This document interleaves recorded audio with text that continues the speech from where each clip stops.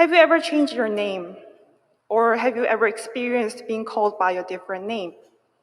It may not be an uncommon experience, and there may be many people who needed to change their names for different reasons. But international students in particular encounter this phenomenon often. For instance, our Korean students may have separate names, one of which is Korean and the other is English. Even though they use the same name both in Korean and English, the name cannot be completely the same as the name that they used to be called back in their home.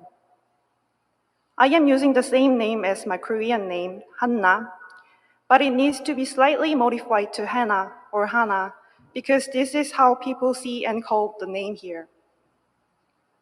But when I am called Hanna, it is a moment when I come to realize that I am no longer in my hometown. My identity remains the same, but the things surrounding me have changed.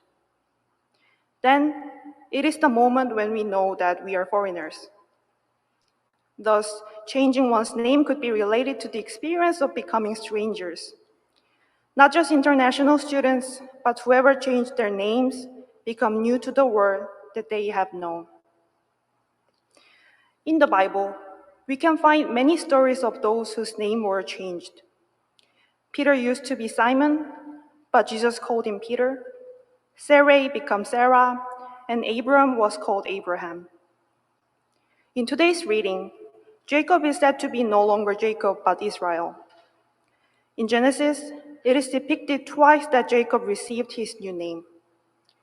Both scenes emphasize that the new name is the greatest evidence that God will be with him, protect him, and bless him and his offspring. God said to him, "A nation and a company of nations shall come from you, and kings shall spring from you." What a magnificent blessing. If I were Jacob who heard that blessing, I think I would not have any kind of concerns or worries. It was God Almighty who promised the land, calling him by a new name. However, even after he received his name Israel, his life was not smooth sailing. He went through a life when he ran away from his brother Esau and was deceived by his father-in-law Laban, and he thought his favorite son Joseph was dead, then dramatically reunited with him. In Genesis chapter 47, Jacob himself said to Pharaoh that the days of the years of my sojourning are 130 years. In spite of all the promises of God with the changed name, his life journey has still been a life of sojourn, which is a life of stranger. Today's second reading talks about the people who acted in faith, including Abraham and Jacob. Notably, it says that these people all died in faith, having acknowledged that they were strangers and exiles on earth. Why are they called strangers? According to the Bible, this is because they were seeking a homeland that is a heavenly one.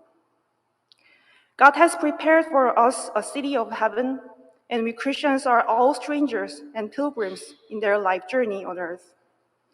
By this fact, we are continuously reminded that we are longing for a better country that does not belong to this world, which we cannot see, but we keep pursuing.